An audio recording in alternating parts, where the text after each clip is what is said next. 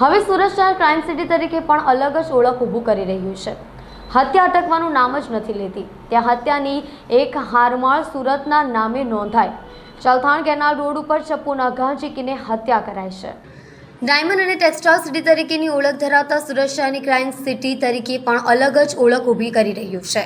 સુરત શહેરમાં હત્યા બનાવોનો ગ્રાફ સતત વધી રહ્યો છે। ત્યારે અલથાણ વિસ્તારમાં ખૂની ખેલ ખેલાયો હતો, જ્યાં અલથાણ કેનાલ રોડ ઉપર યુવકની ચપ્પુના ઘા ઝીકીને હત્યા કરવામાં આવી હતી। અજાણ્યા હત્યાખોરોએ આ હત્યાને અંજામ આપી ભાગવામાં સફળ પણ રહ્યા હતા।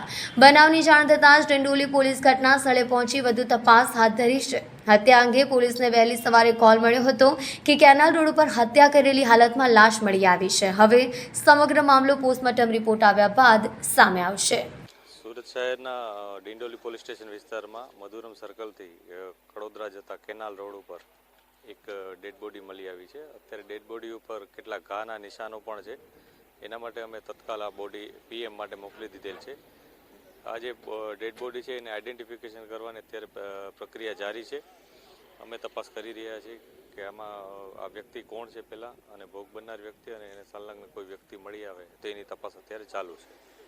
ક્યારે કોલ મળ્યો હતો સાહેબ અને કઈ રીતની ઘટના હતી? આજ સવારે 100 નંબર ઉપર કોલ આવ્યો હતો, જેના અનુસંધાને ડિંડોલી પીસીઆર અહીંયા આવી હતી અને એણે ઘટના સ્થળે આવી અને તમામ વિગતોની જાણ કરતાં તમામ અધિકારીઓ, ક્રાઇમ બ્રાન્ચ, તમામ ઓફિસર્સ પણ આવી ગયા છે। કઈ રીતની ઈજાઓ છે સાહેબ? કોઈ હત્યાનો મામલો કહી શકે? પ્રાથમિક દ્રષ્ટિએ કેટલીક ઈજાઓ જણાય છે કે જેના ગળા ઉપર અને હડપચી ઉપર ને એના ઉપર કોઈ તીક્ષ્ણ હથિયારથી અથવા એવા કોઈ હથિયારથી ઘા કરેલું હોય અને બ્લડ ખૂબ વહી ગયેલું હોય એવું અત્યારે જણાય છે। તે છતાં એકવાર પીએમ રિપોર્ટ અને જે મેડિકલ એવિડન્સીસ આવશે એના ઉપર અમે આગળની કાર્યવાહી કરીશું।